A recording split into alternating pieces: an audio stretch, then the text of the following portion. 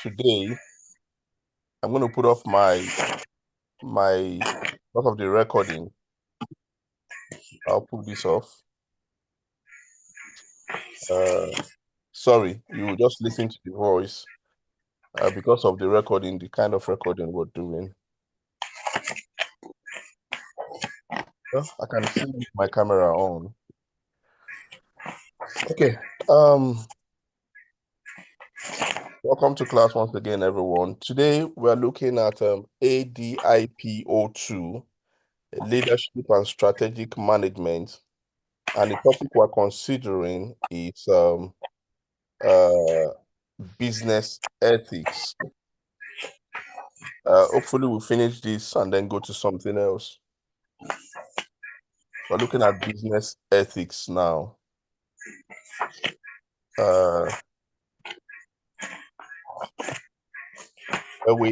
There's supposed to be different definitions for ethics. You know, ethics can be defined differently. Okay. We often try to exchange ethics for morals, you know, like be morally upright. When people talk about being morally upright, they tend to also think of meeting ethical standards. Okay. All we know is this, that in life and in the society where our businesses operate, there are specific human standards, standard of how you treat people, you know, whether the people are within the organization or outside the organization, there is a standard. It is based on that standard of how you treat people that you can then add to for your staff or add to for the public. You understand? There is a standard, there is a benchmark, there is uh, a level where you start treating humans from.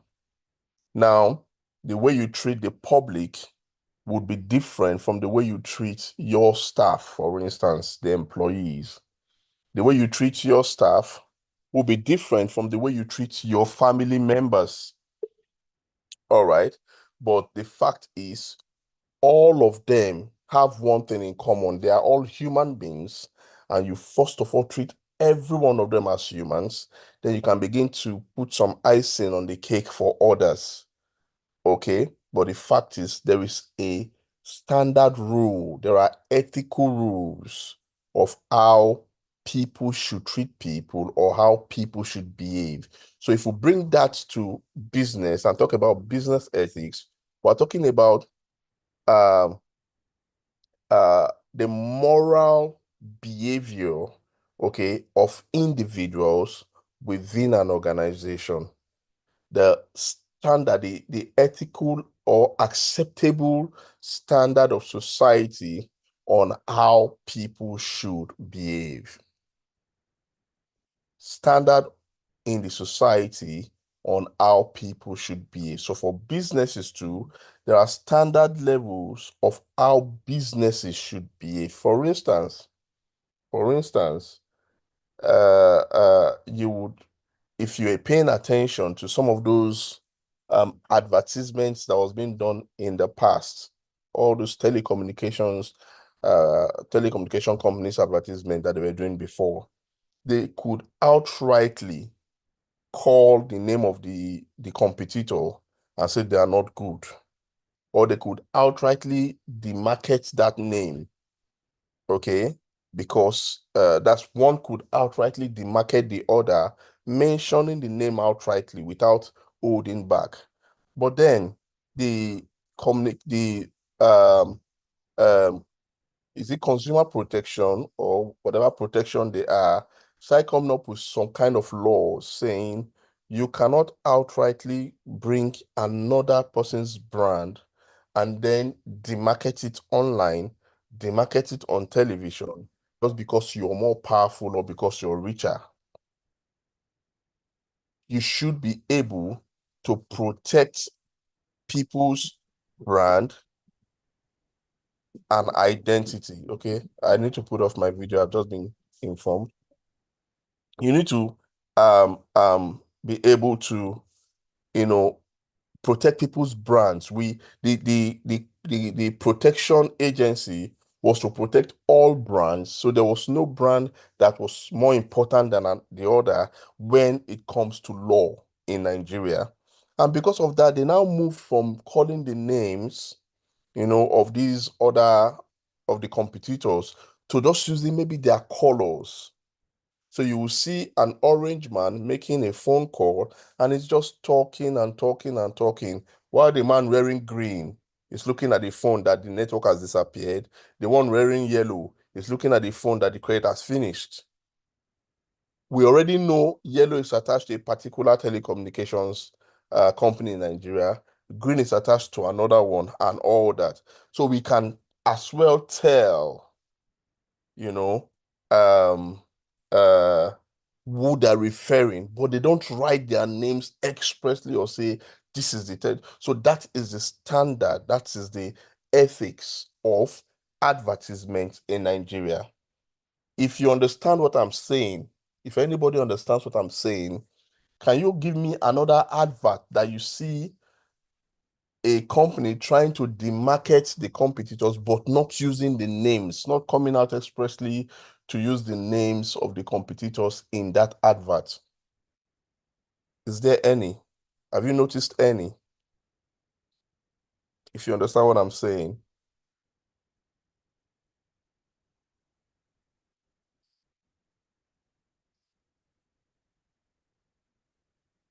Can anybody hear me?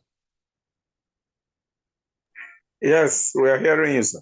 Okay, do you understand my question? Do you understand where I'm going? Do you understand what I'm Yes, talking? yes, I fully understood. Fully Okay, understood. okay. So please think about any advert you've seen that you know what they mean, but they are not mentioning, they are not name calling the other brands to bring them down. They are just doing a general advert, but we know what they mean. Have you seen any before? Has anybody seen any?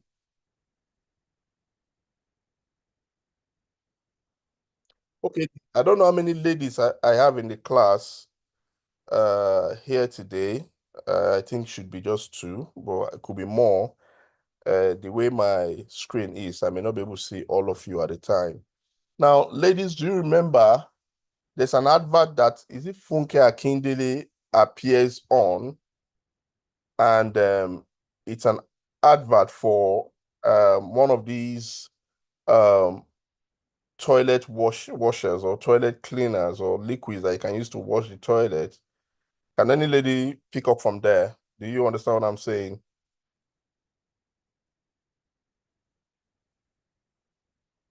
Men, have you seen that advert before? Am I the only one watching? Is it a 1960 advert? No, no, no, no. I think that advert you are talking is either is it hypo or happy.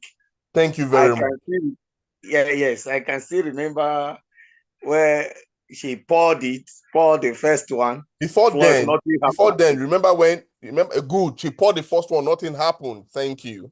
But And there was no they name on poured that the one one she you can poured, buy. remember? Yes, yes, yes, yes, yes. I think. There was no name Yeah, because they didn't want to yeah, mention any name, but we know they're yeah, talking about their competitors. Do you understand? yeah. Yes, sir. Yes, sir. Good. So Yes, the sir. standard of adverts in Nigeria, the law that governs business relationships and advertisement is that standard. You can you can advertise for all we care, but you don't have any right to blatantly, publicly demarket a particular brand. So in that advert, Funke tried one before trying maybe another or whatever, and then tried Epic, and Epic made the difference. Do you understand? Or Yes, Ipo. yes, Or yes, there was another one again. Is it Ketenshaw, whoever was the name? Just yes, pack, just use the hand, or maybe Funke, just use the hand to pack all of them to the side. And say, stop using all these ones. If you remember, use yes, Epic. And then she went to try Epic, but all the other ones they pushed aside, no name was written on them, just different containers. You know, those containers referred to the competitors to Epic, but then none was listed with any brand or any name.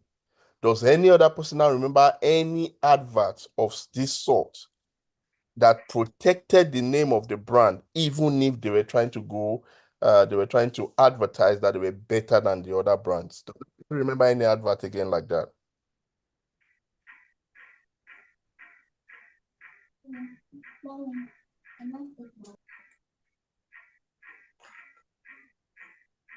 Anybody?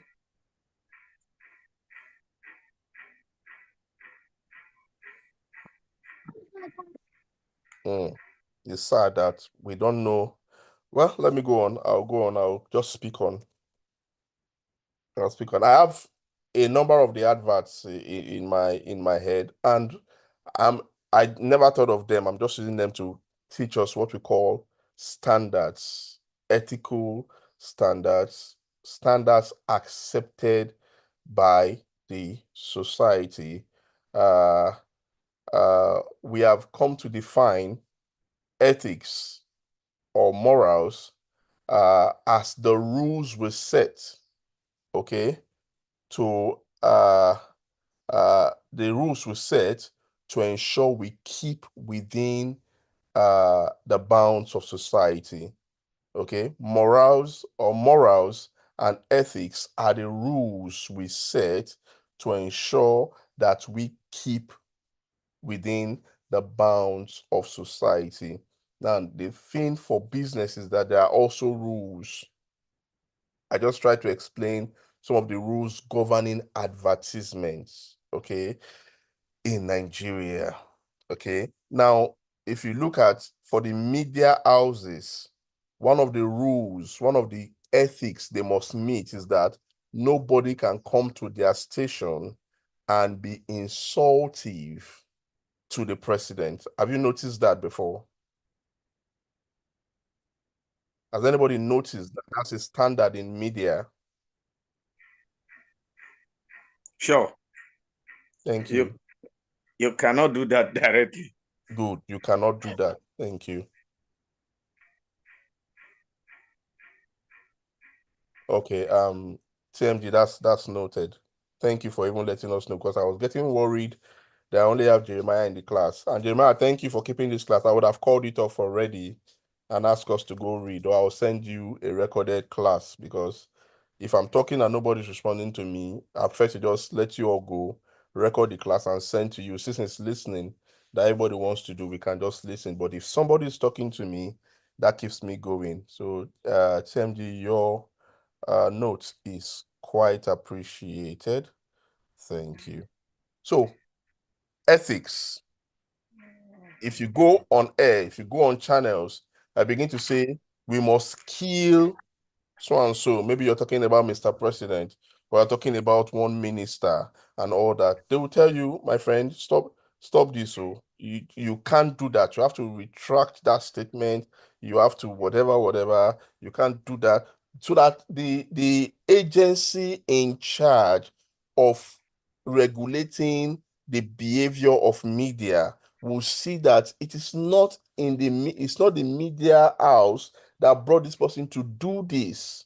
The person is doing it on their own volition. So they try to make everybody know this thing you're saying it on your own. And please don't speak like this anymore. We are not here to, incite the public. They'll keep telling you things to regulate you because there's a regulating body that understands or that ensures that they live and run within the bounds of society. So ethics is like moral. Okay, moral and ethics are rules that we set for ourselves to ensure that we keep within the bounds of society. Businesses also fall. Businesses are constrained by similar rules of behavior in the form of laws and regulations. I think that's what I've been trying to explain, and I'm happy that some of us understand. Businesses are also constrained on every side by similar rules of behavior. There are behavioral rules that businesses must observe, and these rules come in the form of laws and regulations. The question is, do you even know the rules governing your industry or governing your organization? I have worked in organization number one that you cannot talk to press. You cannot talk to the media. If anything is happening within your organization, whether it is happening at that moment or has happened, you cannot talk to the media about it. I have had an academic exercise where I was supposed to do a write-up about a previous organization that I have worked in. All right.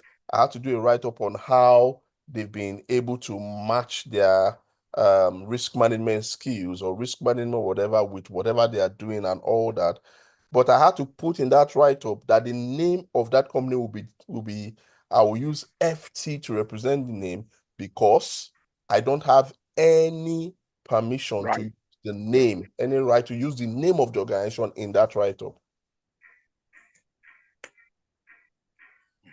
So there are different laws and regulations governing businesses, regulating the behavior of businesses. You need to try to understand the laws and regulations or the rules and regulations of your own organization. There was somebody that came out to blast Mr. President. They call it she was the one that started the 30 days rant or 1 month rant or 1 year rant they talk about. And the person belonged to an organization that is prohibited or that prohibits its members from doing such because we all added emotions to it and because everybody is looking for how to get back, at the government for the pain they are going through and all that, the organization that the person belonged to could not make the person face the wrath of the law. I don't know if they will wait for her at the end of the service year. Well, for me to say service, you know what I'm talking about. I don't know if they will wait for her at the end of the service year to say no to her or to say you have been whatever and all that.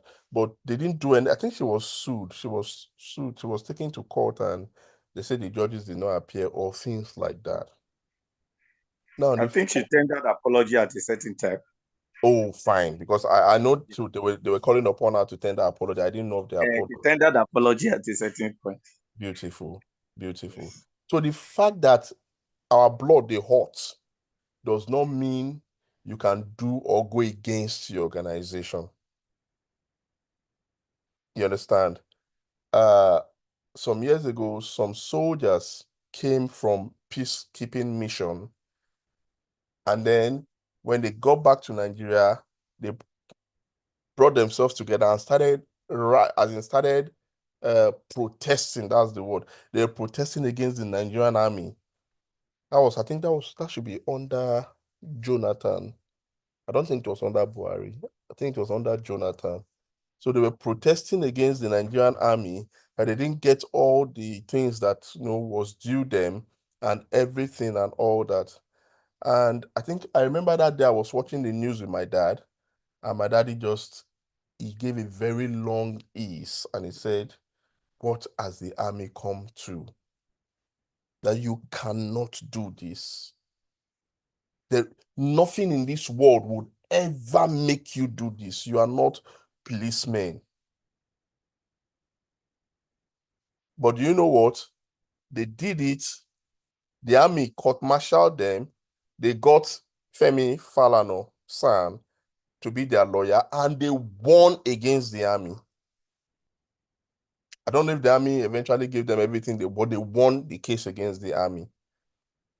But to the army, it was a big slap because you don't do that. So it is against the ethics of their organization. Understand what ethics govern, what rules, what laws, what regulations govern your organization so you don't misfire or shoot yourself in the foot. Okay, let's go on. So today we're looking at business ethics. Uh, uh, Business ethics is important, okay, because it helps us to understand the entire organization's the sense of corporate governance and management, of the organization.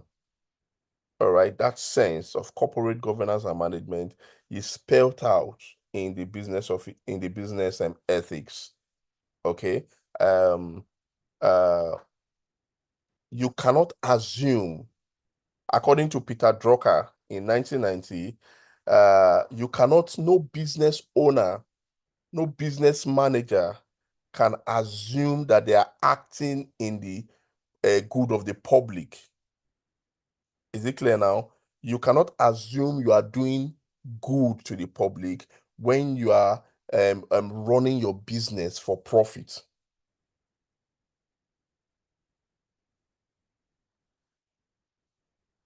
So it is believed, everybody believes that once you are doing business for profit, you are hurting the public in one way or the other.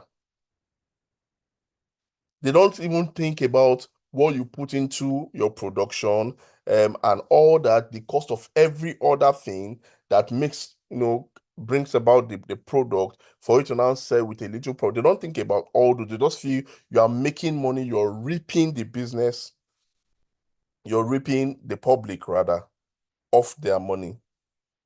So in that case, you understand that the laws are important, because as soon as there is any uproar of you've been doing this badly, you've been making much money, and the public is not, you should be able to state it clearly that you have been working within the ambits of your regulations and the law. So there is no assumption. It is just you're either doing it or you're not doing it. Another thing that cannot be assumed is social responsibility. It's not something you assume that a company is doing. Nobody assumes the company cannot even also assume they are doing social responsibility.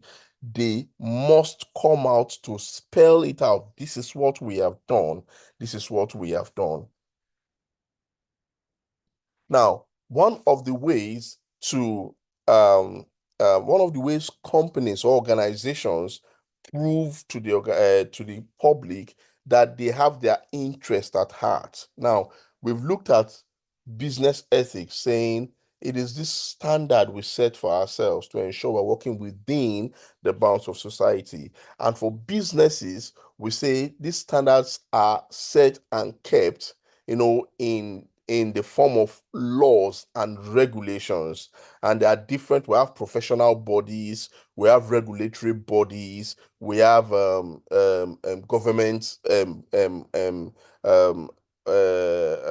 government agencies overseeing certain other oversight function when it comes to regulations and all that. We have the NBC for media, we have the consumer protection for whatever, all of them like that. Now, all those are having their own laid down rules and regulations to guide the organization to ensure that they work within the acceptable range of the public. Now, if the organization wants to raise the ante, it is left for them, but there is a baseline that you cannot go below. There is a baseline you cannot go below as an organization. So even if the primary objective of any business is to earn profit, the owners of the business, the stakeholders of the business, are expected to conduct their operations in a manner that fulfills social and environmental obligations. All these things we're saying is just to tell you what business ethics, represent and how far they can go. We've given examples in the class here and all that. Now, one way organizations try to show that they are not just making profit, they are also helping, because it's not supposed to be assumed, it must be seen visibly, it must be seen evidently that the organization is really, really giving back to the public, for the public to be convinced that yes, they're benefiting from the organization. Otherwise, they will feel it is only the organization that's benefiting. And you know what that can cause? You know what it has cost in the Niger Delta? Where they feel it was only the what's it called now? The oil company that was benefiting from all the oil exploration and all that, to the extent their land getting degraded, degraded, but still the people, the oil companies were smiling to the bank. That feeling alone raised up militancy, and some part of the Niger Delta they've not healed up to today. Ogoni land, we're still earmarking millions and millions of dollars or so for cleaning almost every other year, and nothing has come out of it. Hopefully, something comes out now. So, what are the ways that our organizations can show that they have the public at heart? The first way they can show is through what we call CSR. CSR. What is CSR, please? What do we mean by CSR? Corporate social responsibility. Thank you. Corporate social responsibility. Thank you. Corporate social responsibility, CSR. Okay. Now, what do we mean by CSR, corporate social responsibility? Now, I've told you before, when you hear corporate, it is a decision that takes root from the highest level of organizations. It is about the entire organization. So it must be given by the owner, okay, of the organization, or by the board that runs the organization. So corporate means it comes from that top. Then social responsibility is meeting the needs of the society, taking taking responsibility of the social needs of people. So corporate social responsibility is that decision by organizations, by an entire organization, to be responsible for certain needs of the society, especially the society that is housing or accommodating them. For every organization, there is the immediate society, and there is the wider society. The immediate society is that society that is, housing, that is accommodating the organization. For instance, um, um, uh, Apapa is a society, okay, housing so many big organizations. You understand? Ikeja is a society housing so many big organizations. All right. These are all communities that are housing, did I say housing what's the other word? Hosting. Hosting. God bless you. That are hosting so many big organizations. Okay. VI and all that, hosting so many headquarters of organizations. You understand? Now, CSR is number one to your immediate host, the host community, before the wider society. Now, we have talked about CSR. Let's look at some of the things about CSR. Okay, before I even come here, I know some of you would have seen it already. Let's talk about CSR. I've explained CSR and I've showed you Expo already, but I want us to talk about it before I go to that slide. Like I said, you're going to have these slides also. Now, we all understand CSR. Can you give me examples of CSR in maybe your area or in any area that you know? Give me examples of CSR. Examples of CSR. Anybody? Road construction. Where? By who? Okay, that's a Because road what you construction is mean. a tall one. Many of them don't go Yeah. into construction. But I Mhm. know Living Faith at Otta Yes. constructed the road. Yes. And I'm sure they were able to get the government to approve that they construct. Road is not something you can go into. It took many years and objections from even the Olota himself. I Yeah, know, good. but it's approved. But finally, it got approved, and Yeah. one of the CSR that Living Faith Church gave to Otta is to give them a very beautiful road. Okay. Yes, give me more examples of CSR. Building of a school within the community that hosts the one organization. Yeah, do you have a direct example? You may not call the name. Sorry, I mentioned I have one in my area. beautiful. So they built the school or refurbished. Is it that they built from the scratch or they renovated? Built from the scratch. Beautiful. That's CSR. That's CSR. I was in the Ikeja military cantonment during the bomb blast. Okay. And after the bomb blast, I think I left there for many other lives endeavors and all that. But then getting back there after many years, I discovered the schools have been built. I think I saw Daystar. The schools have been built. Many of the schools rebuilt by Daystar.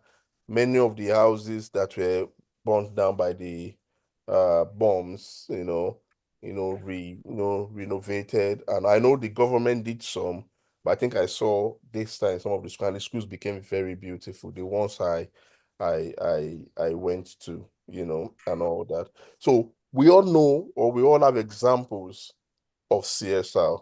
But do you know that many organizations shy away from CSR? True or Yes. false? Very true, sir. Very true. Thank you. Now, I want to now discuss the reasons, okay, for organizations avoiding, or what reasons do organizations give Robert, shut the door. avoid This door, CSR? this door. This one, please. What reasons do organizations give to avoid CSR? So what are the reasons for their avoidance of CSR? Anybody? I, Reasons I for can, avoiding CSR. Go on, Jeremiah. Well, I yeah, I feel can say. Let's take, for example, in Lagos here, I can see one of the challenges they have is getting approval from authorities, either the local authority or the government authority. Good. So the stress of approval, okay?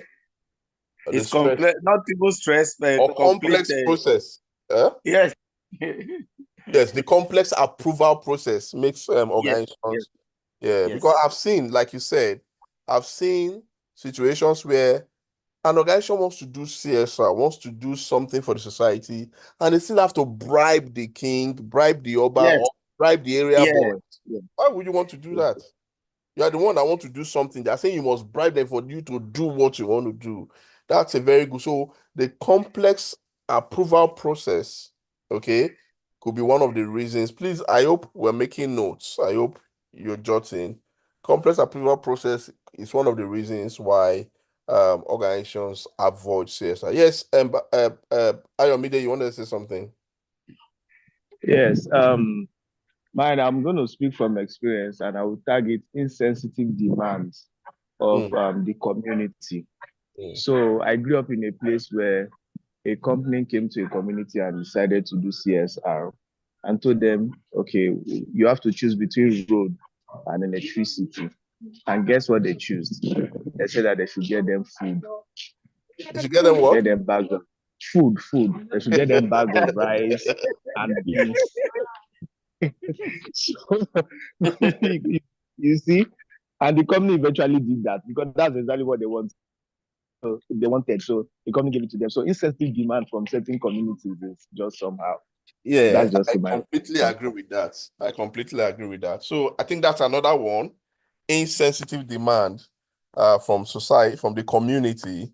So that reason why companies avoid CSR. Okay, and we had it clearly from what Ayomide said. Yes, any other reason why companies avoid CSR? If you cannot speak where you are, if you can quickly type a message, I will read it to the class as your own opinion. All right, any other person? We're looking at reasons why companies avoid CSR. Any other person? I think cost is another thing. Yeah. The company may want to do, but the cost of the project may be bigger than their capacity or something like that. Absolutely. That's one, it could be bigger than their capacity, or two, it could be very expensive, even if not bigger than their capacity, but it could be very expensive. CSR sometimes are very expensive, very expensive. So cost is one other reason why organizations avoid CSR. Corruption. Daniel says corruption. Corruption. Do we agree with corruption? Do we agree that corruption is one reason why organizations have Yes, I feel that's even number one. That should be number one. Okay, now you said that should be number one. Let me read what TMG said, and we'll see which one should be number one in the two. She said, no law enforcement ensuring companies to do CSR in Nigeria. So which should be number one in the two? Is it the lack of laws, lack of biting laws that ensure, that compel companies to commit to CSR, or corruption? Which one will be the first?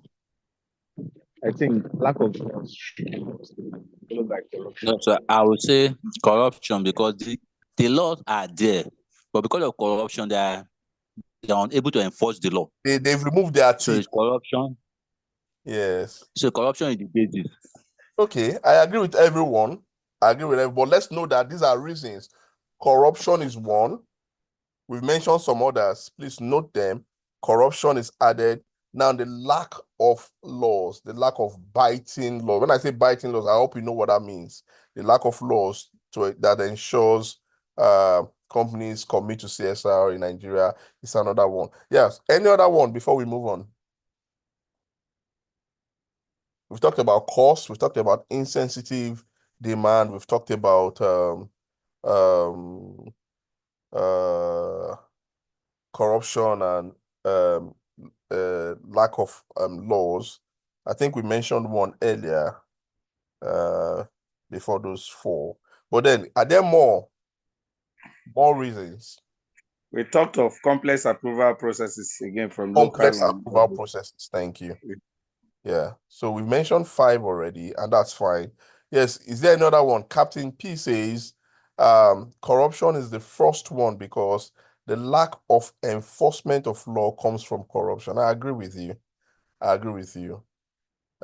It is the corruption that went to remove the rope, that blind. I don't know what it is called.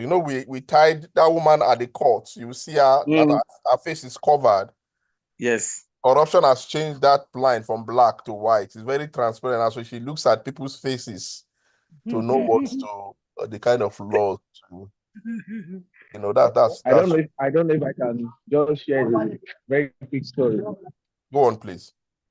Okay, so the place where I currently work, sometime last week, some bodies, I think military bodies, they came to speak with the HR to ask about the welfare of the staffs, right? So the HR just told them, okay, the staff welfare is intact, we do this, we do that, and all of that. Meanwhile, this company is a company that they won't pay staff till 25th of the next month. So what that means is this very month just now. month's work. Exactly. So that's about 55 days or thereabout before you get paid. You understand? But when this HR went to meet the federation body, he told them that they usually pay the staffs at all of that. And of course, I felt that these bodies should just meet individuals randomly. Because of course the HR will not want to lose his job by telling them how it is on ground, right? So I feel that these regulatory bodies, they should have done more by meeting staffs or anonymously, Do you think they don't right? know what is obtainable? They know. Well, they know, but they are just interested in their pocket because at the end of the day, the company will give them something and Beautiful. they They go. know. So there's So no need that's saying that just they should have done more. They know what they exactly. should have done more, but they won't do it because of, like we said, the corruption. Now, I also know of companies, especially owned by expatriates, some kind of those expatriates that are not really expatriates. Now, they come to own companies, and because they want to keep what we call, what's this thing called? That's not full staff. What Casuals. casuals? Good. Yes. Because they want to use casuals to run the. I know government at different times of government's life or existence, they've always been shouting no more casualization of Casual. staff, no more Yes. casualization of staff, but nobody hears them. Nobody, because it's bet some of those companies will rather go and use millions of naira to bribe the committee that is overseeing such implementation rather than go and stop casualization of staff. So they take a Nigerian and put as the head of HR, overseeing the slavery of other Nigerians, Yes. and giving a different report to regulatory bodies and monitoring bodies, saying all is well. So what do we say about that? You understand? So I think one of the major problems we are having is that of empathy. We just take advantage of positions. We don't feel for the other person so much. That's one thing that's happening. But then we are not Captain P says trade unions and NLC failed the system. Well, if we say this to them, they will give you 5 million words of why they've not failed, why they have helped the system to develop.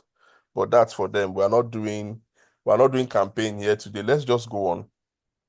Now, we've talked about the types of or examples of CSR. We've talked about why CSR fail. Okay. Okay. Let me go to the slide now so we can see. So, reasons why organizations avoid or ignore CSR: costs, stronger influence of board members. Let me explain that. There are some organizations whose board members are stronger than the society or even the government of the state that is hosting them. Do you agree with that? Do you understand what I said? Yes. There are some organizations today that the board members are stronger than the society hosting them, or the community hosting them, or even the government of the state hosting them. They are stronger. So even the government cannot do anything to them. With that, they can choose not to do anything. Nobody can hold them to it. Community attitude. We talked about some kind of demands and all that. Weak enforcement. We've talked about somebody Oja said that there are laws really, but then they don't bite. Okay, so weak enforcement. Ayomide just said they came to ask questions and they only heard from the HR. If you want to ask questions about the welfare of staff, I'm not supposed to take samples from the staff themselves, but you asked only HR that you expect should be enjoying and should be playing a card, and then you go away with that story, which is not surprising anyway. Okay, so weak enforcement, and then the lack of laws. So even if we have laws, there's still some kind of laws that could always ensure that we can use to still beef up. Then we have poor community relations. Some communities don't speak with one voice. So they will never, if you call them together to agree what they should do for them, they will never ever be able to come to one thing. They will always fight and scatter the meeting. So if you are the organization, I'm sure you will understand that there's no need calling them. There's no need doing it. They don't want anything because they will never agree on one thing. Then previous negative records on projects. You are working or driving by some projects just newly commissioned by your organization for the host community, and it's called they've turned an entire project to something else. Maybe you built a recreational park for them, and then you have a mini stadium there. You have different places and some places they can gym with some gym equipment and all that. And you got there the next day, you see that they are now putting everybody that they've put cages of chicken in there to be rearing chickens. And in the field, just few months after the field, boys smoking, different kinds of hard whatever, they are the ones occupying. Nobody's doing anything on the field.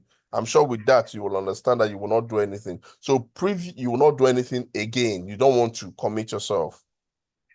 Because previous negative records will show that they do not appreciate such projects. All right. Now we go to the importance of CSR. Why is CSR important to organizations? Number one, it gives them better corporate image. Number two, good standing with the government. Number three, provision of social amenities. Number four, scholarships and sponsorship. Then recreational support. Now, these are the importance of CSR. If there's anyone you want me to explain there, or if there's any question you have, please ask.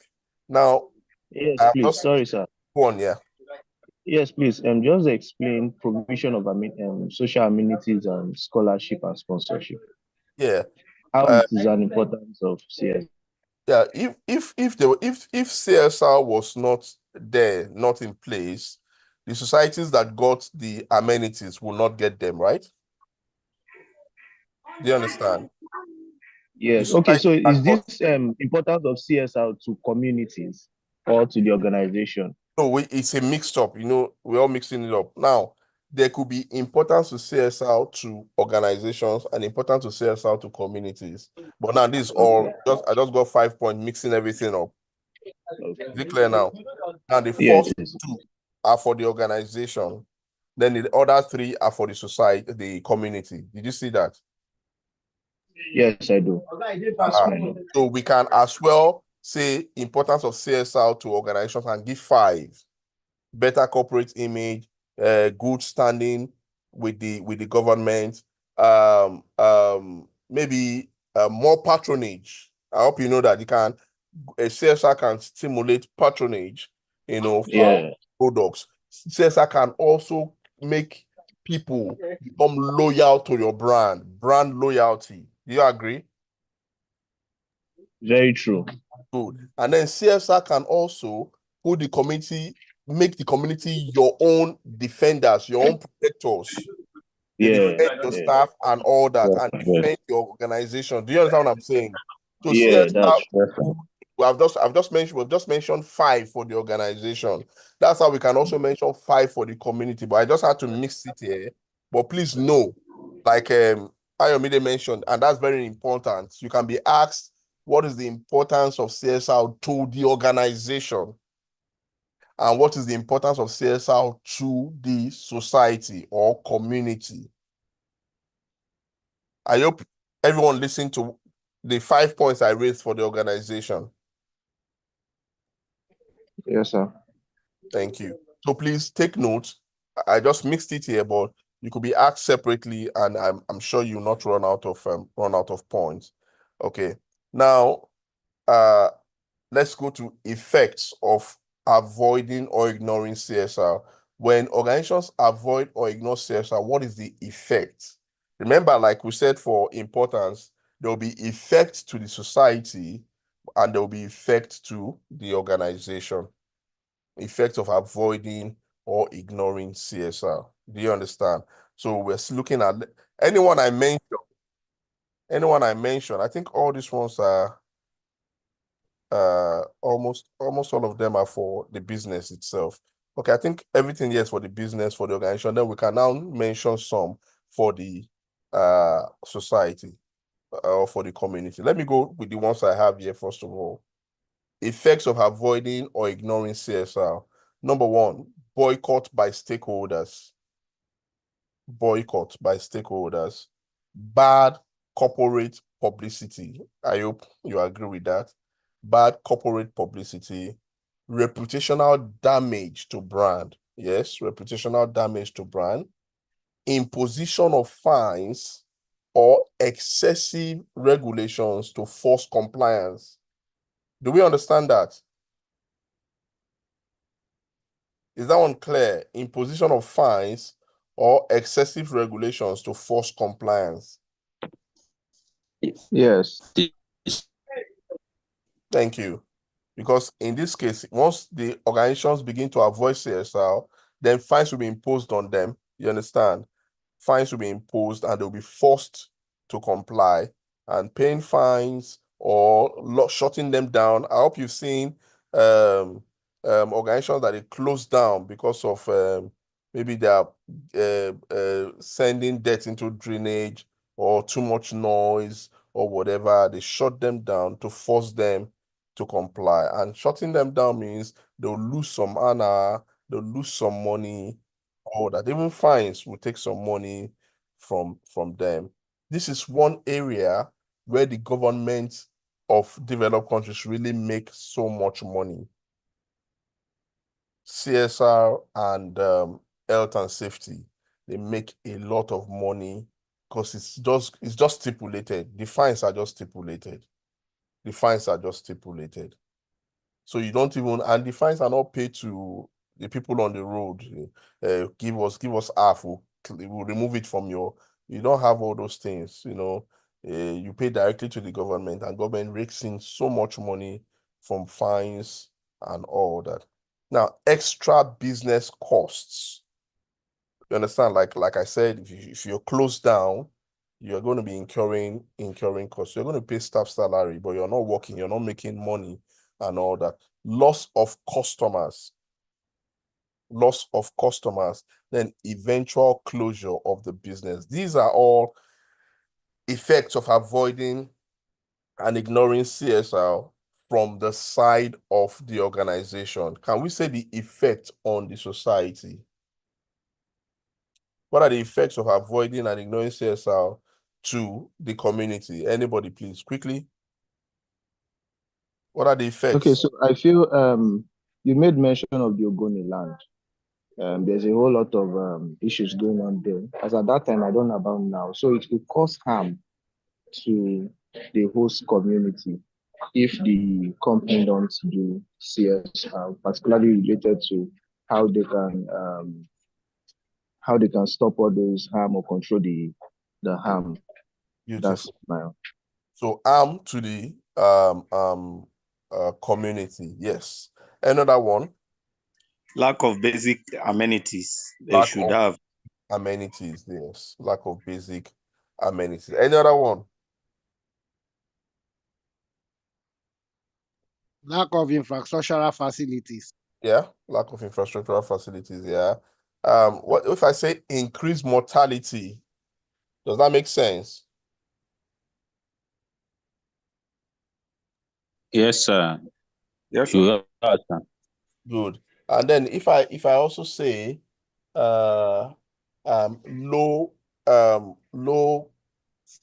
quality, low standard of living, or low standard of living, right? Yeah, Yes, low low Yes, standard standard. of living. Would that be correct? Yes, Yes. sir. All right. So please Explain, sir. Explain. for low standard of living, right? Yeah. Now for low standard, sometimes this CSR helps to give you certain things that are equal to what, in quote, the big people have. for instance, pipe-borne water. You understand? A community puts pipe-borne water, an organization puts pipe-borne water in a community, and from there they can, get water into their houses or get quality water to drink and all that. You get what I mean? Then their standard of living has improved because of that water. If the water is not there, their standard of living goes down. Do you understand what I mean? Yeah. So I just use So water. there's also high cost of living because of when the water is being polluted, the fishes die. So there'll be high demand for fish and including their farmland too. So it increase high cost of living. Well, yeah. Yeah, it could, high cost there. It could lead to high cost of living. Okay. It could lead to high cost of living because then, like, even if you come to the water alone, all right, if they don't have water, they can buy, you understand? Spend so much money to buy water. Cost of living is going higher. So it could increase, did I say I wanted to use your own word, which I don't think is it leads to high cost of living. Okay, or it could increase the cost of living. Is it clear now? So Yeah, it's correct. yeah, I it's think for some community that should have even a little health center, it could take them further time traveling. That's where increase in mortality come. They will travel far before they can so access they can access facility. medical attention also. Yeah, absolutely. So please take note. I am happy we understand it so we can, like we talked about the importance, whether to community or to the organization. Now we're talking about the effect of avoiding, whether to community or to the organization. Let's quickly move on. Now,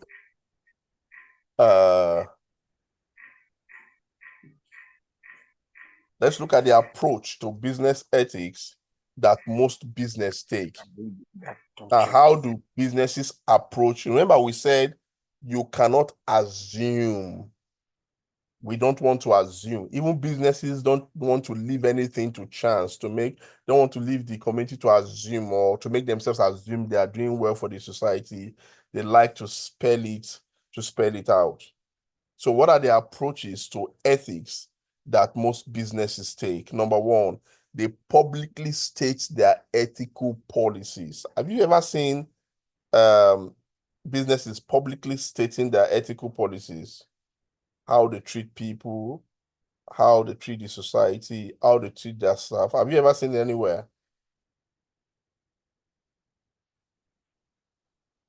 I think I have seen. If you have not seen, I have seen.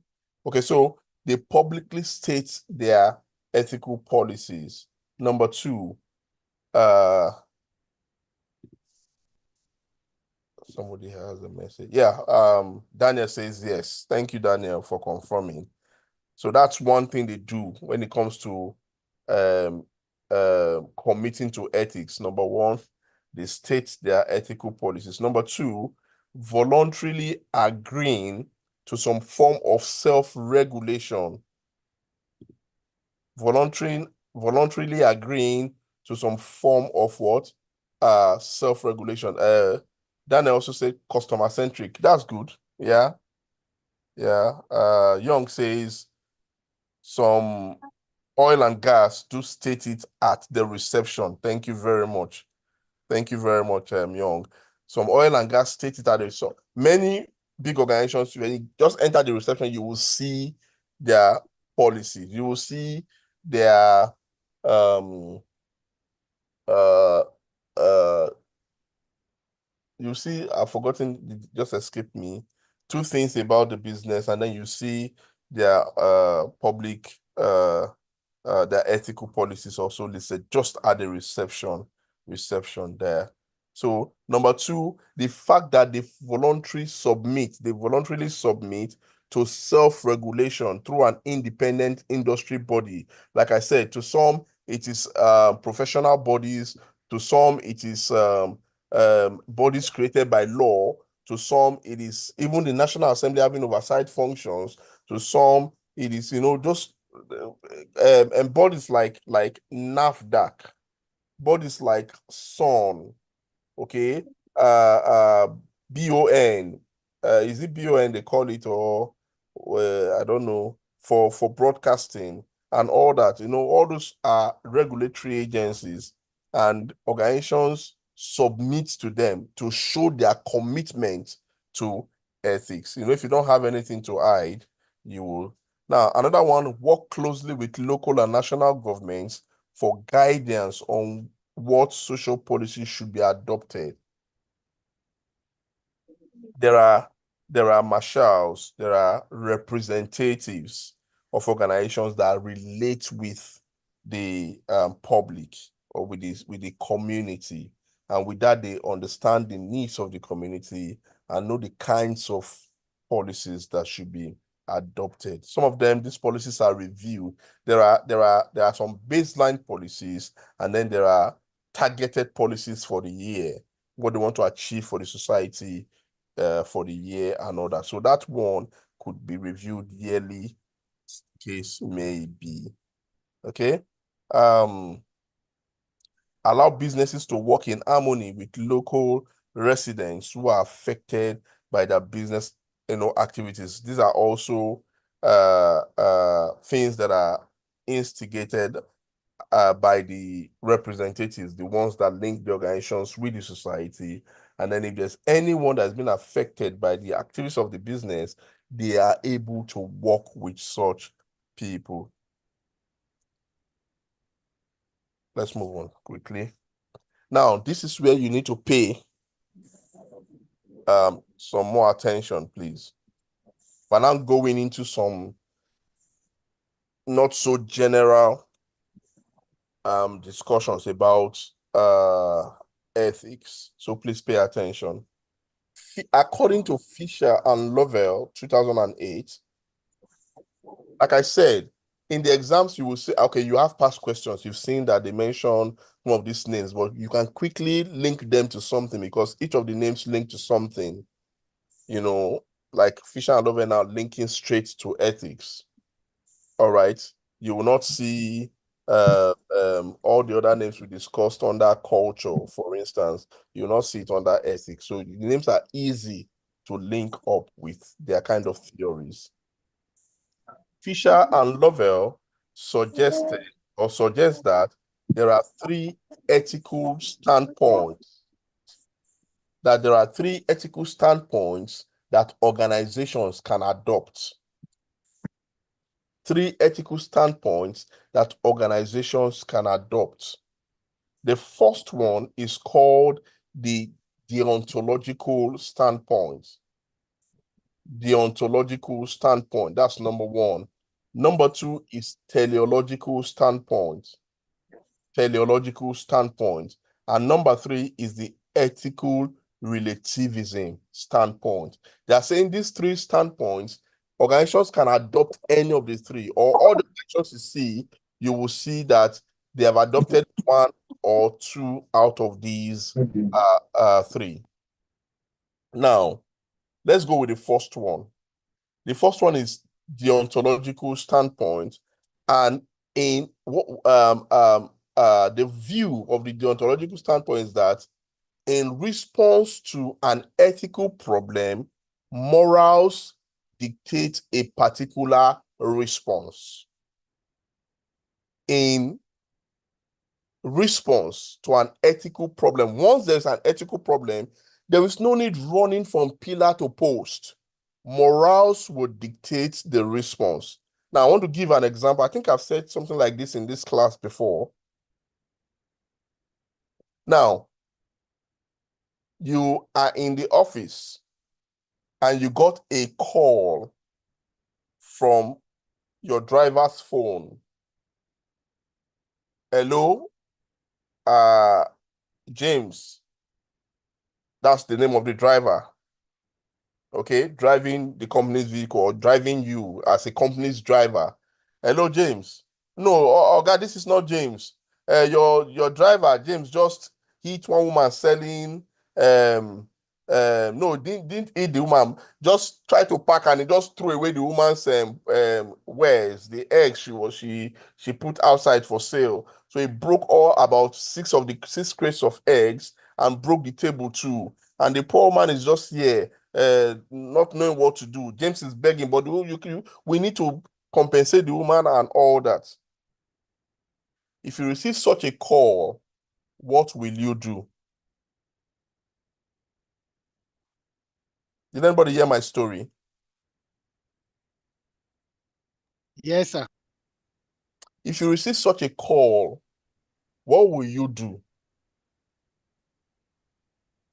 Moral demands we attend to the situation at hand since it's your driver. And So if how you will you go attend to back, it? What will you do? since it's your driver, Go on. like I said, morals demand that the boss to the driver attend to the situation, is resolving the issue with the crate of it because of morals and of the By doing driver, and what? because of What do you do to resolve the issue? There are different ways you can resolve that issue. Do you know? yes, you One, can. sir. One, Okay, you can let's say. pay for the. You Okay, can yo, pay go for on. the. You can pay for the numbers of broken eggs so that you can resolve it.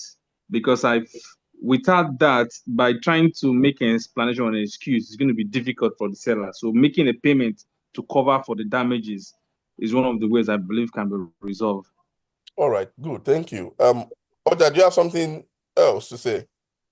Based on your explanation, we have not heard from the driver, so I guess I have to confirm from my driver to find out exactly what happened. So if your driver tells you exactly what that person says, what happens then? And am I instruct for the payment of damage? Then I also need an evidence, like a two video or snap it and send forward it to me, since we're in a global digital world. Then Yeah. so I think that will demand for evidence, then know the cost, then try to pay. Thank you. All right. Joy says, I would like to come in and assist, pay off for the eggs, and possibly give her more cash to sort a table issue. Joy, you are the only one that has human feeling. Because you're the only one that had that table was broken too. Young and Oja did not hear of table. Joy, thank you for having human feeling. There's a table broken too, not just the eggs. Thank you, Joy. Now, yes, we all have spoken from the angle of the deontological point of view, saying that for every problem, there is a simple morally action to take to solve it. But can anybody tell me how somebody can solve this problem in another way apart from going through this deontological view? Is there any way we can solve this problem? Yes, sir. Please go on. To reinstate the third party that had the issue of the damage of the assets, it depends on the how large the materials or the assets damaged. Unlike my own organization, if something like this happen and is a very large amount of money to reinstate the third party, we push it to the insurance company. Insurance company will come in and value the assets, then reinstate the third party back to the normal level so that it can continue his business. Thank you. See the way Bamboshe spoke as a politician. You just gave us what can happen, what can take 2 years. Give us in just 3 seconds or 5 seconds, as if it's that easy. When insurance company has entered the matter. Do you know how long Hello, it takes sir. insurance companies in Nigeria to go and Hello, sir. to investigate? Yes, go on. Who is there? Hello. Go on, please, Young. Okay. What in the presence of as in, how can I put it? Nowadays, let me put it that way. Nowadays, insurance has improved, not unlike before. I had a case of where one of my truck had an accident, and it's a very serious one. And at the end of the day, within few weeks, it was resolved, and the insurance company paid over 30 million to resolve the matter Oh, within few weeks. that's beautiful. That's really, really good to hear. They really improved, not like before. Depends That's on really, how the issue comes. That's that's just really, it. that's really good to hear. Good to mention that. I never knew, but that's fantastic to hear. That's fantastic to hear. Now, very good. Now, this woman, yes, like you said, we all are very correct. Okay. Now, the woman here just lost about 6 crates of egg and a table, 6 crates of eggs and a table. Okay. And then we are seeing clearly that, well, it's 6 crates of egg, eggs, and then a table. I don't think it's so much from the illustration given or the case study given. And then we all have agreed that this woman can be reinstated, even if the driver will be made to go through some kind of things, but the first morally uh uh decorated action to take or response to give would be to just reinstate the woman. A poor woman selling eggs by the roadside, you should know that's not a person that has so much capital and cannot wait for days, to be. But some other company or some other people can say, okay, madam, don't worry, we'll pass it to a committee. Committee will look at it, and the committee will come and ask questions. And when they do ask questions, they'll go back, prepare a report. And when they finish report, they'll proofread their report and come and present their report. And and before you know it, the poor man is going from one frustration to the other frustration. You understand? So we are saying that according to Fisher and Lovell, there are three standpoints, three contrasting ethical standpoints. The first one is deontological, where they said that for every ethical problem, morals should dictate the particular response. Somebody comes to you, I bought this from you, but it's not working. I go home and I saw it's not working. You understand? And you check it to see that the seals are there. Nothing has disturbed you. You can even open it to see that it's not that they've gone and used their own voltage to affect the electrical whatever in the product and all that. And then you feel okay, I think it's from us. Take it, refund. But you know what we see today? You will see it boldly written on receipts. Products, goods taken away in good condition are not returnable. Cash received is not refundable. You see all those kind of things that will make cause for wahala if goods are returned. The next one is the teleological standpoint. Teleological standpoint. Now, in this the view here is that the moral outcome of an action is more important than how you manage to achieve it. So the view of teleological is we are just looking at the outcome. How you achieve the outcome is not our problem. Is it clear now? Achieve it whichever way. All right. Just give us, we have said we cannot give you an outcome that is against societal rules. All right. So the outcome is always going to be moral. But how you achieve that outcome is your own business. Is anybody thinking something? When they say the end justifies the means. Do you understand? That's what we're looking at here for teleological. In this case, you will discover that unethical things can go in the process of achieving that outcome, but as long as you achieve the outcome, everybody closes their eyes to any unethical behavior that has, resulted in that, in that outcome. Does that make sense to anybody? Is it clear? Yes, sir. Yes, sir. Good. So you go to some places where they are given some kind of targets, for instance, that are inhuman, inhumane targets, unachievable targets.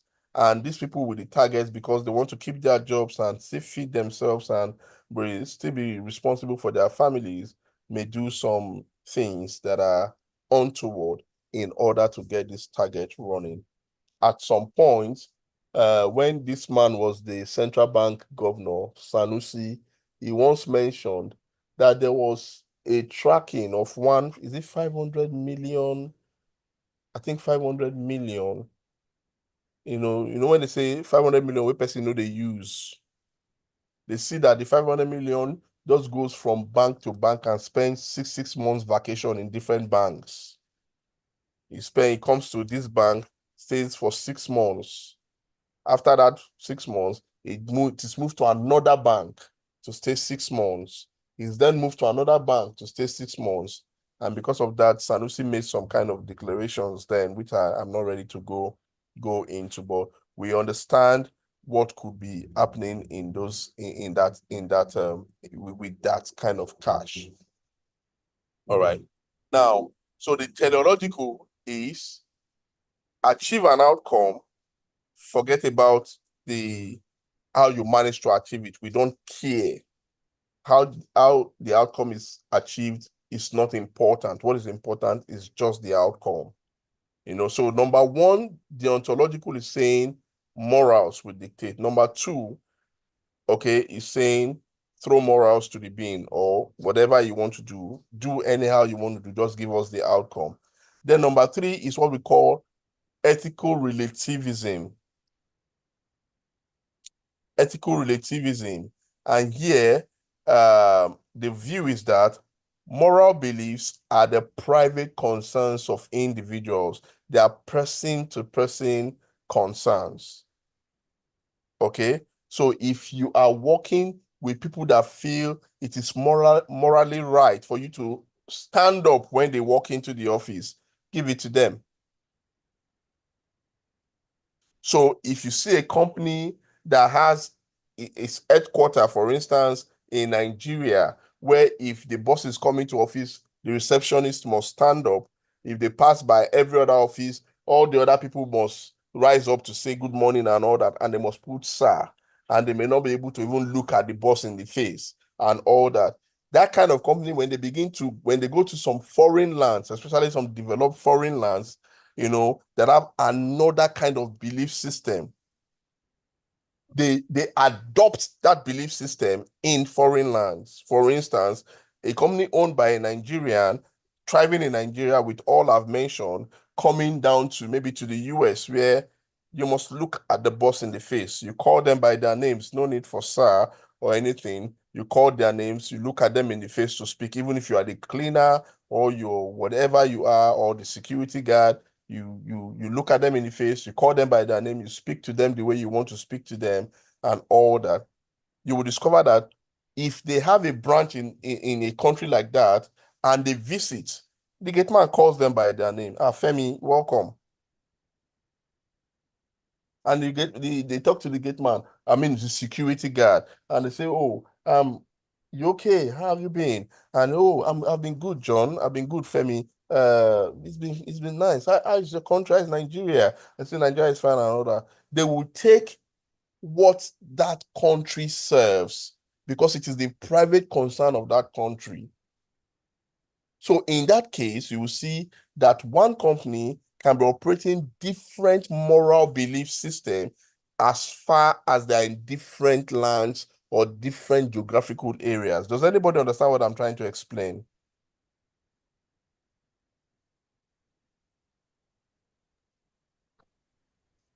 Yes, sir, I do. Thank you very much. All right. So you should be thinking now, which standpoint does your organization operate? Is it clear now? Which standpoint does your organization operate? But those are the three standpoints according to Fisher and Lovell, and I hope it is clear. Now, legal requirements are governing organizations. Legal requirements governing organizations. What we're supposed to be doing here is to be checking the laws, but we cannot check laws that govern each of our organizations. So we should be thinking of some general laws, all right, and then the particular laws that govern our organizations, all right? So there are numerous laws and regulations governing organizations as well as individuals, okay? But first and foremost, why do we need to have rules in the society? What are rules for in the society? I have those 4 points there. Okay.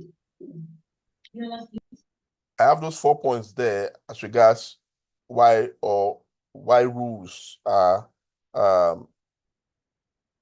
spelled out or stated in societies. Number one, to guide against unwanted or bad behavior. That's one reason we have rules. Number two, to encourage good behavior. That's another reason we have rules. Number three, to enable society to resolve conflicts. That's one of the key reasons we have rules also. And then to establish acceptable level of behavior. That's another reason for rules. Okay. Now,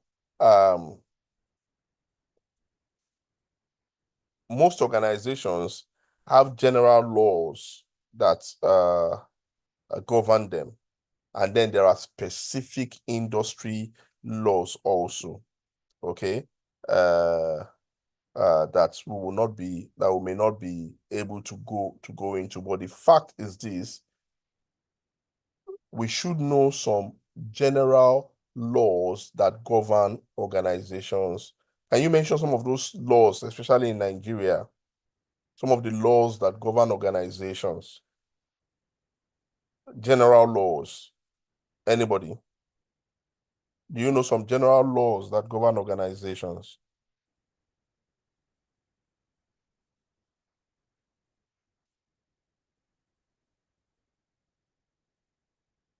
Does anybody know Can general we laws? say payment of tax? Say again. Can we say payment of tax? Yeah, payment of tax, but where is it spelled? Is it in the labor law? Is it in the employment law? Is it in the Companies Act? Do you understand what I mean? Those are the things I'm talking about here. Okay. Yeah, payment of tax is a law that governs organization. That's very correct. Okay. But you understand that there are some laws that are embedded in the employment act. Is it clear now? Governing employment. Okay. There are some laws governing labor laws. Okay. Yes. Talk about Company acts. Is it clear now? So we have Companies Act, we have labor laws. I think we have Factory Act. I don't know if we have Factory Acts in Nigeria, but I've seen Factory Acts, So for those working in factories, how the environment should look like, their rest time and all that. We have Drivers Act also, okay, and all that. So those are places we get general laws from. Is it clear now? The Labor Act, Companies Act, Employment Act, and all that. If you go through, if you Google, you begin to see some of those laws governing labor and employment and work life and all that in Nigeria. Those are the general laws adopted for every organization. Is it clear now? Then when you get into the organization, in that industry, there may be some specific laws also governing the industry. Can anybody give me any specific law governing any industry that you work in or that you know that may not be in the general, Companies Act and all that, but specific to an industry? Anybody?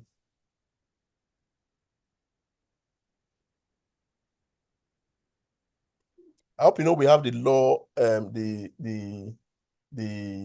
HSC, Health, Safety and Environment Act also. Anybody want to give me any specific industry governing acts or governing laws? Any industry at all?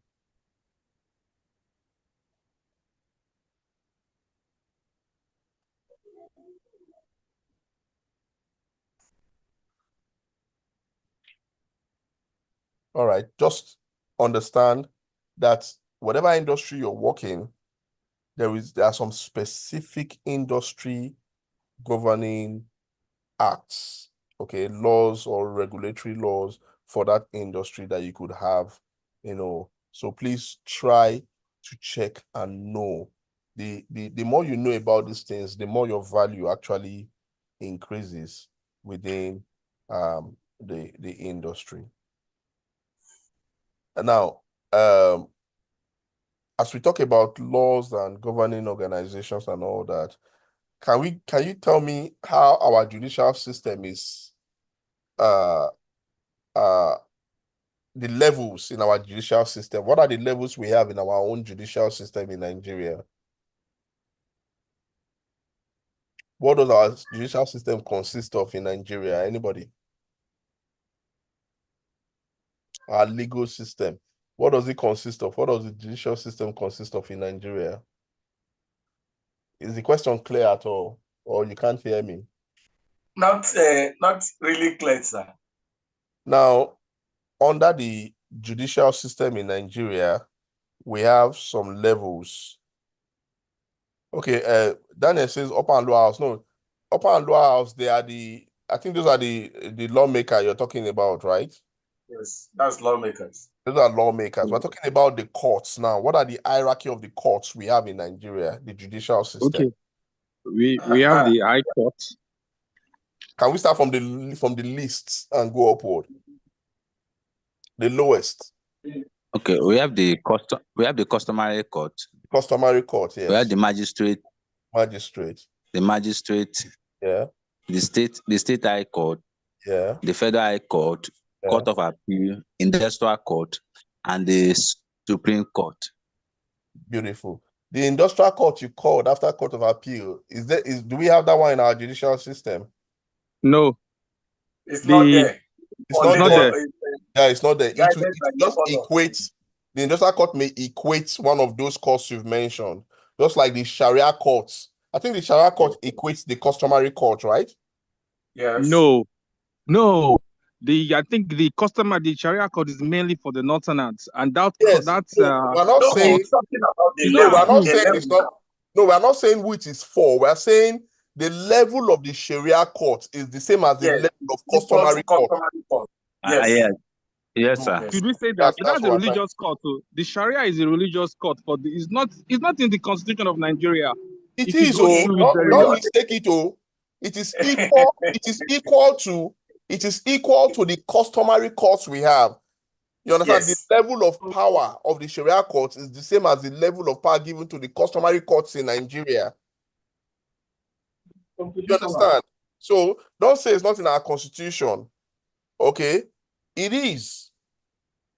It is only applicable to the north. It's just like the two sections of what legal system we have in Nigeria now, where the penal code is affected over there and the criminal code is applied over in the south here. Both of them are working, but wherever you are, if you are in the north, you are judged based on the penal code. If you are in the south, you are judged based on the criminal code. But all of them are recognized as the law operating in Nigeria. Yeah, so also the Sharia customary court. Yeah. So what is happening in the north, the Sharia court can hold you, but not when you are in the south. Yes. The Sharia court has no power over you when you are in the south. But in the north, it has power over you. Yeah, it does. It does. So, yeah, it does, really, because that's why in the north today you will see when well, there's no need saying it here because it's being recorded, but fine, it does. There's a way that those courts have been equated in such a way they've been given powers that some of like the industrial court that you mentioned. Okay.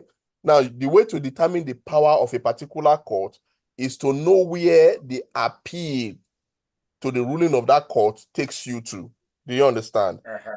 Yeah. Do you understand? So if you have a Sharia court, for instance, any law given the Sharia court, if you are appealing it, it goes to the High Court, the state High Court. Yes. Do you understand? To show that the next level after the Sharia court is the state High Court. Then the industrial court, if you're appealing it, I think it goes to the appeal court also. Appeal court directly. Yes. Yeah, so it means the industrial court is the same, has the same standing with the federal High Court. High Court. Yes. Please, do we understand? Yes. Class, do you understand? Yes, we do. Yes, Yes, I sir. do.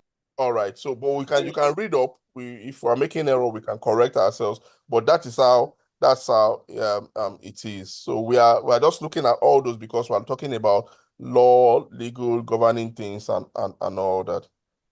Now, there's another discussion. Go on. I want to add up.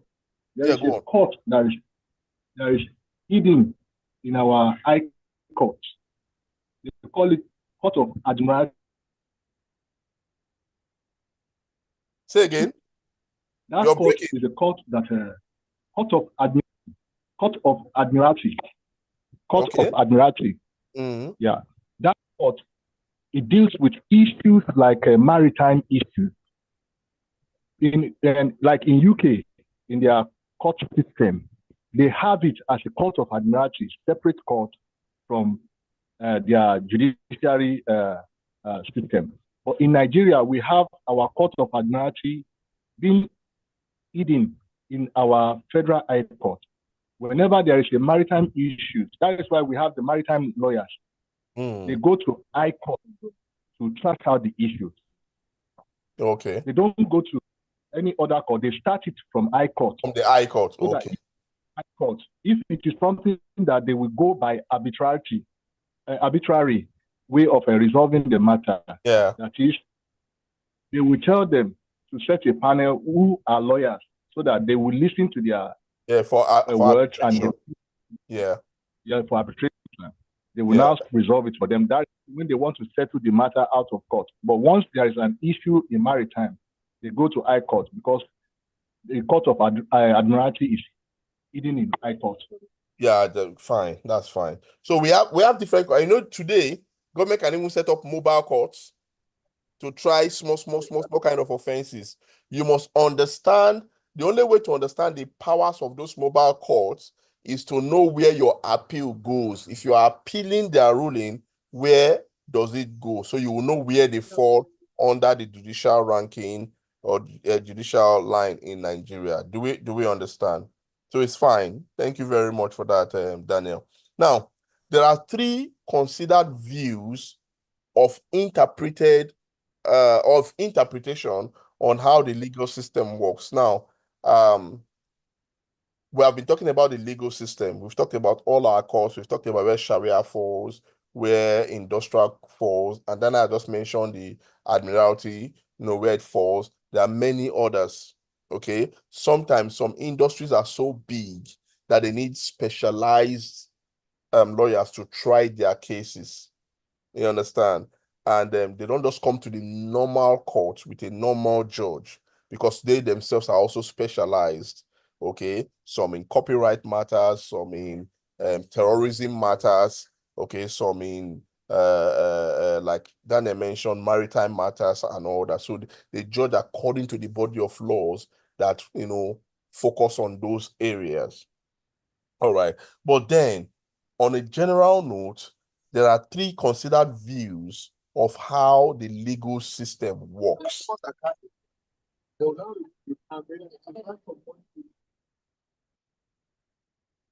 The three considered views we're going to be looking at are, one, the radical left, number two, the center, and number three, the new right. Remember, this is not the same as the three contrasting viewpoints of ethics. This is now legal system. Take note. That one was ethics, the deontological, teleological, and all that. That's for ethics from Fisher and Lovell. But here we're looking at 3 viewpoints on how the legal system works. The first one is the radical left. And the view of the radical left is that the law is for the minority rich and powerful.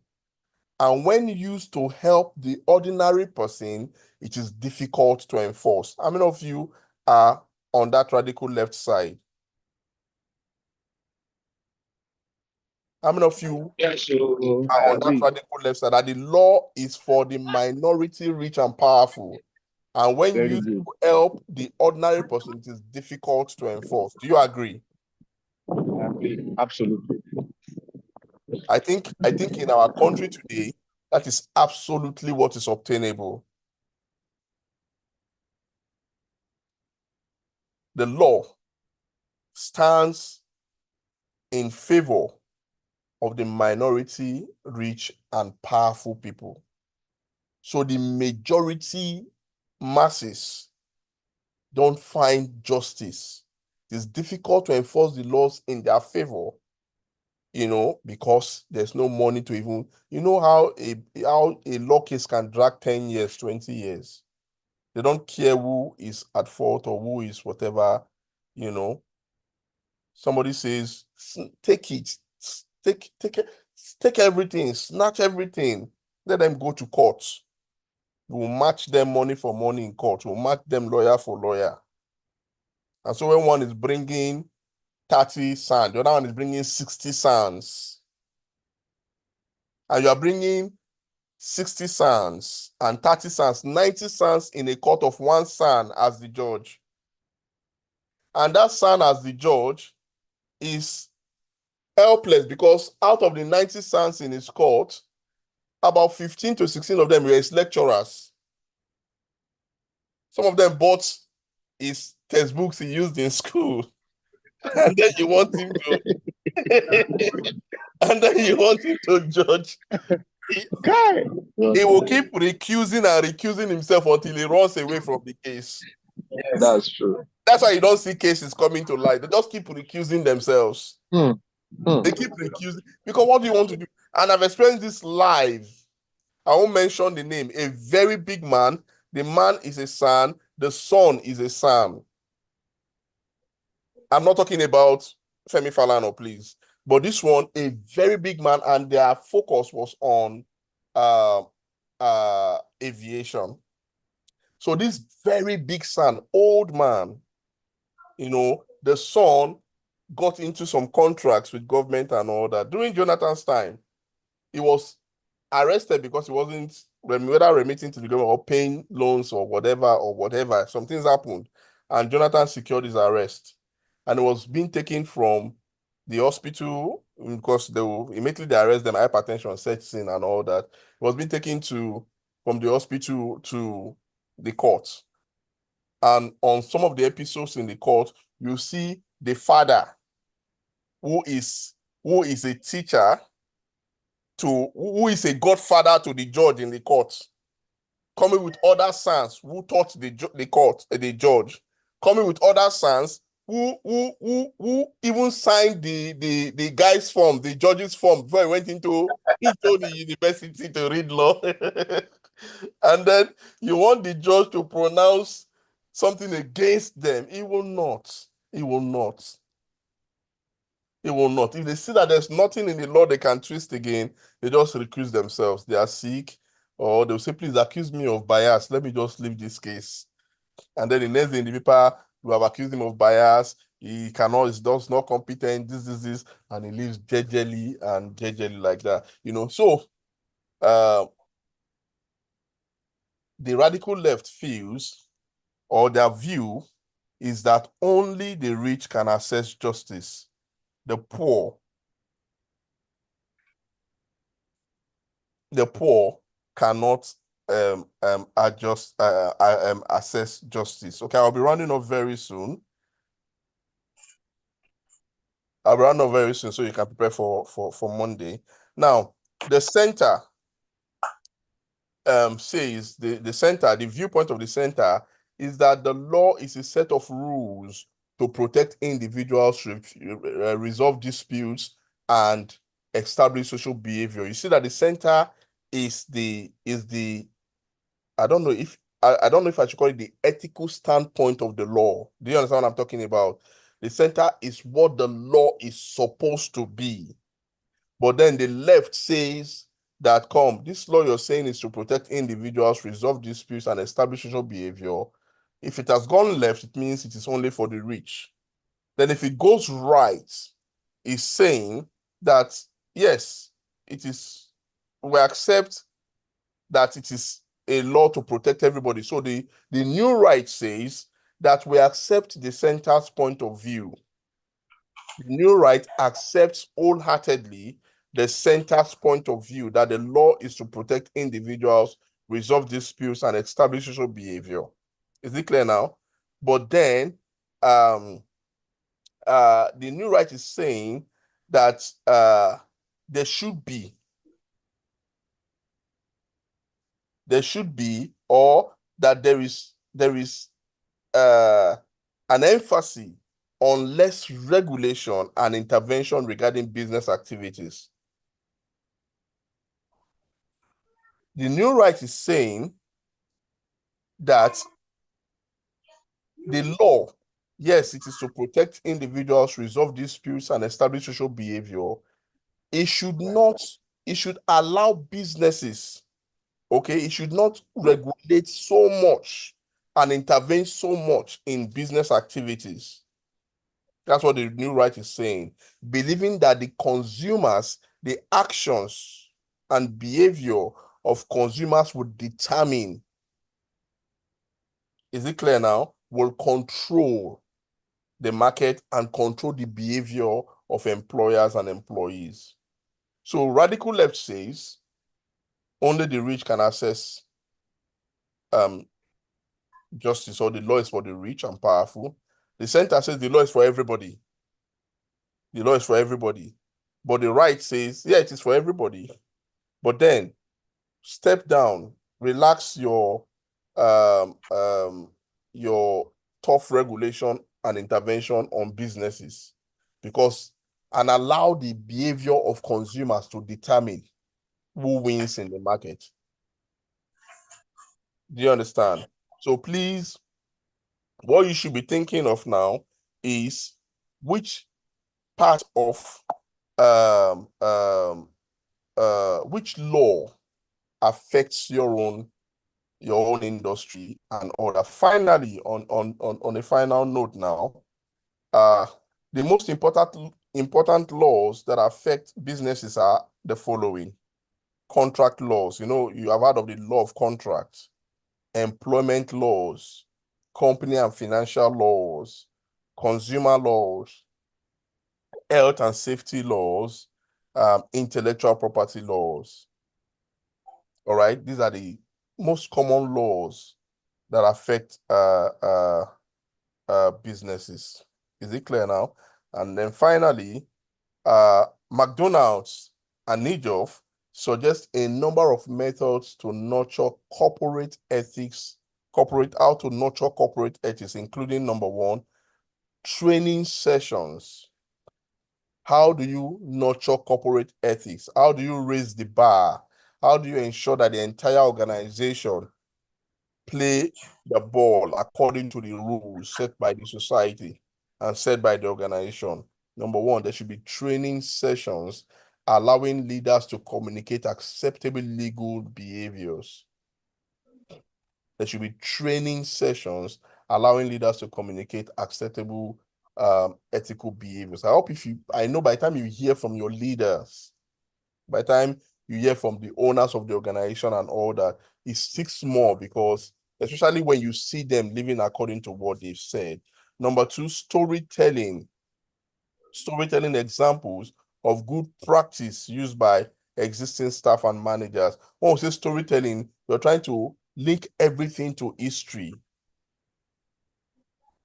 telling people how people have done this, how they've done that, how it ended well, and all that. All those kind of telling people what really have happened, within the organization is a very good way to get the message across. Reward systems that encourage ethical behavior and compliance, reward systems, monitoring systems, and communication channels, that police ethical policies, monitoring systems, and communication channels that will help police ethical policies, job designs and descriptions that reflect ethical behavior. So it's not just bringing in everybody into the organization. When it's time to employ, let the description and specification of the job also tailor towards being able to get people that have high ethics, into the organization. Recruitment and selection process reflects organization's ethical culture. Job roles that are centered on the enforcement of ethical policies, then clearly demonstrating the effects that are a key part of the organization's business strategies. You must understand that all these are ways through which you can step up, raise the ante of corporate ethics in the organization and pass it from generation of employees to generation. If it must keep going, then all this must be done. Is there any question, please?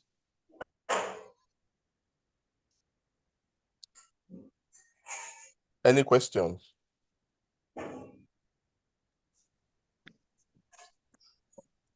Yes, sir. My question is not based on this today topic. It's a general question I want to ask. Okay, go on. I want to ask, is that table for the exam? I don't know this. Yeah, the timetable for the exam is out already. Okay. It will soon be sent to the group. I think it's this week. It will be sent to your group this week. Okay. So where exactly or which month is it? June? The exam is in on the 9th of July. I think it starts on the 9th of July. Okay. Okay. Another this record discussion. Does it stay long on the system or it disappears after some time? It disappears. That's why it disappears really because of but this particular one, I think this one we're using a different means to record this one. So I don't know how long it stays, but the previous one we are recording on cloud doesn't stay so long. Okay, because as more recordings go on there, it tends to make the other ones just, you understand, or we delete them to even have space there. You understand? No. But sometimes it doesn't stay, so that's why immediately it is posted, please download. Once you download, it's fine. Okay. I've not been going there, so I'm asking. Okay, so I'll try and check if I can. Yeah, check if you can, but I'm not sure if you've left them for more than a week, 2 weeks. I'm not sure you will be able to, but still try, and then let Mr. Gabriel know if you have issues.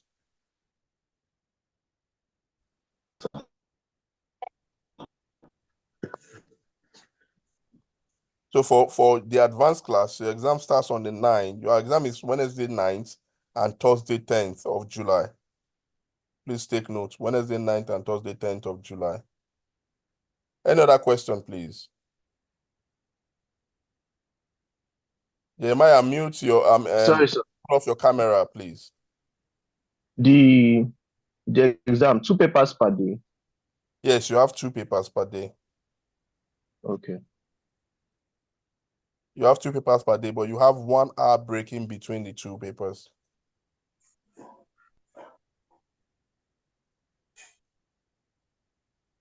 And the deadline for the submission of your project is the 8th of August. Deadline for the submission of your project is August 8th, 2025. And remember that if an hour passes August 8th, you are going to pay £100 fine. You know what that means. So please do all you can.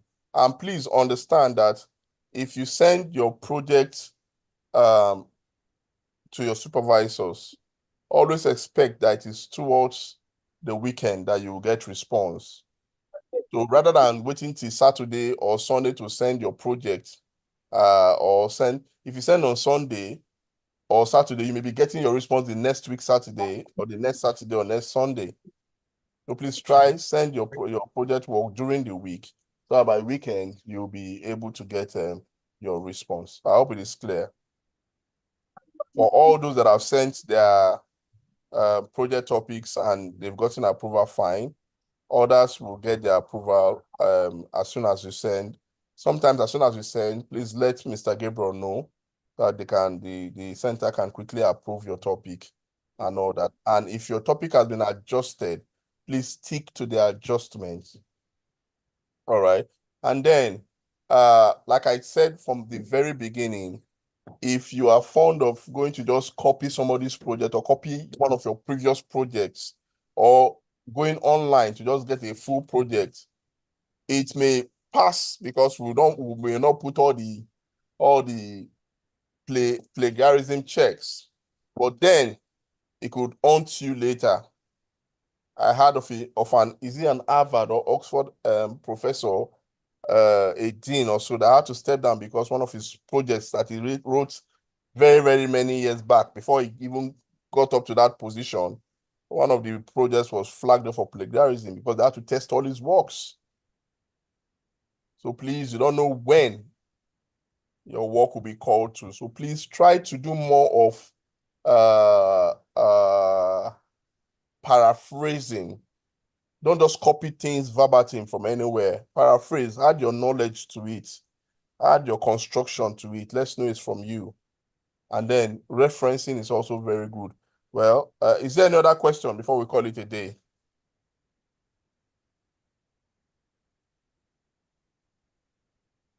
Young, we can see your face. You want to put off your camera? Yes, I want to put it off. He's very young. I'm getting old. He's very young, really. I'm not joking. You have a question for us, Young? Yes, I do, because I know I didn't take part in the previous classes, and I saw the mail that you sent for May. I don't know if the new class has begun for May, and since you said the exam is taking place for August, and So the since I had exam is taking place in July. July. Okay, so for May, when is the exam taking place? That one will be. I think it's Gabriel you should ask, because I may not be getting your story very clearly. Okay, because Gabriel should be listening to you. He will communicate to you, or send him a message. Okay. Yeah. Okay, I'll send Gabriel a message. I can get the clarification so from him. I don't give you an answer that will confuse you. Send Mr. Gabriel a message, and he will give you the right response. Okay, thank you very much, sir. Thank you very much. Yeah. All right. If there are no questions, please keep doing your looking at your past questions. Keep also working on your project, and let's ensure that nobody misses the deadline. August 8th is the deadline. If I were you, I could just get the project done with this month and then focus on my exams, my exam preparation. Thank you, everyone. We're only able to do one course, but fine. We'll meet again in a fortnight. Take care of yourselves, everyone. Have a lovely week ahead. Same with you. Thank you very much. Good night, sir. Good night.